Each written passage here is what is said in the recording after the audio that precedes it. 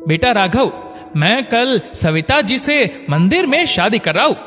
तुम और बहू आओगे तो मुझे अच्छा लगेगा, बाकी तुम्हारी इच्छा है। बेटे के कमरे के दरवाजे से दिव्यकांश जी बोले। जी पापा।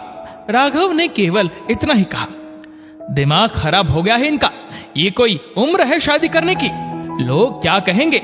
अपने साथ साथ हमारी भी नाक कटवाएंगे। अंदर से बहू शिवानी झुंझला कर बोली, फिक्र मत करो बहू, जब तुम ससुर को नौकर समझती थी तब कोई कुछ नहीं बोला।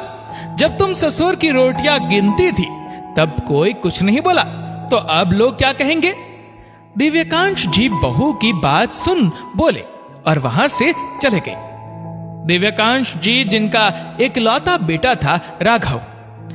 दिव्यकांश जी की पत्नी सुलोचना एक अच्छी पत्नी होने के साथ साथ अच्छी मां भी थी, पर शायद दिव्यकांश जी और सुलोचना जी का साथ ज्यादा नहीं था।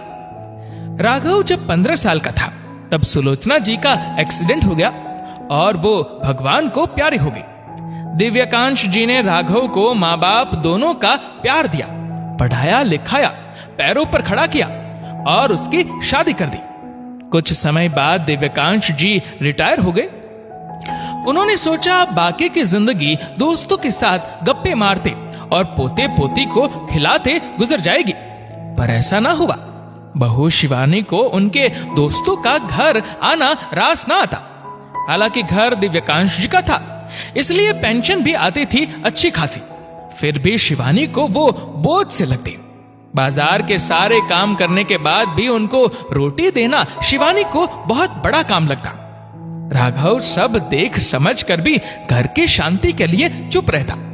इधर उनके एक मित्र की मृत्यु के बाद उनकी पत्नी का भी यही हाल था, या यूं कहे दिव्यकांश जी से भी ज्यादा बुरा हाल था, क्योंकि दिव्यकांश जी की तो फिर भी पेंशन आती थी, पर उनके पास कुछ ना था। अपनी बहू की बेरुखी और मित्र की पत्नी की दुर्दशा देख वह अक्सर बहुत कुछ सोचा करते। मित्र की पत्नी सविता जी अपने पोते को ले पार्क आती थी, तभी मुलाकात हो जाती थी, वरना न सविता जी की बहू को दिव्यकांश जी का घर आना पसंद था, न शिवानी को सविता जी का। जब पानी सिर से ऊपर चला गया तब दिव्यकांश जी ने सविता जी के आगे विवाह का प्रस्ताव रखा, जिसे मानने में उन्होंने 1 महीना लगा दिया, पर आखिरकार राजी हो ही गई। वैसे भी उस उम्र में जिस्मानी जरूरत तो होती नहीं, बस किसी अपने के साथ की जरूरत होती है, जो सविता जी को दिव्यकांश जी में नजर आया। और दिव्यकांश जी जो घर के मालिक होकर भी 2 रोटी के मोहताज हो गए थे, उनको सविता जी में वो शख्स नजर आई जिनके कारण वो सम्मान की रोटी खा सकते थे, वरना बेटे बहू से अलग हो अकेलेपन का डर था। शिवानी तैयार हो जाओ, हमें मंदिर जाना है। अगले दिन राघव शिवानी से बोला, मुझे शौक नहीं बूढ़े बुढ़िया की रास लीला देखने का, और तुम्हें भी कोई जरूरत नहीं है, उन्होंने तो शर्म बेच खाई, तुम तो ख्याल करो दुनिया का। शिवानी बोली, दुनिया का और तुम्हारा ख्याल करके ही तो अब तक चुप था, वरना जो होता आया पापा के साथ वो मुझसे छिपा तो नहीं। वैसे तुम्हें शादी में नहीं जाना, पर हमारा सामान जरूर पैक कर लेना।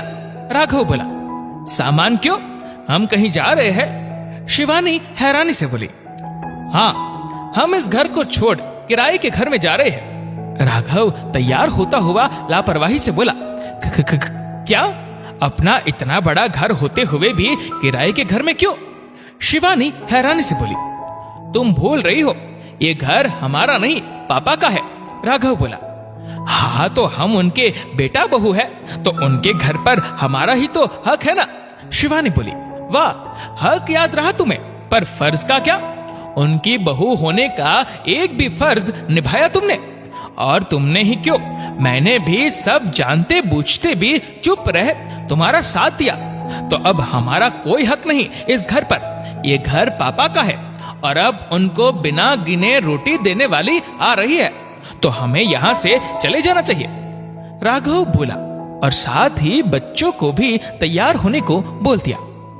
मैं भी चल रही हूँ तुम्हारे साथ। जैसे ही राघव बच्चों को ले गाड़ी में बैठने को हुआ, शिवानी तैयार हो वहां आ बोली, राघव ने इतना बोल दरवाजा खोल दिया गाड़ी का। उधर दिव्यकांश जी और सविता जी अपने कुछ मित्रों के साथ शादी की रस्में कर रहे थे, पर दोनों की निगाह दरवाजे पर लगी थी कि कोई तो अपना आए, पर उन्हें पता था ये संभव नहीं। वर वधू का गठबंधन कौन करेगा?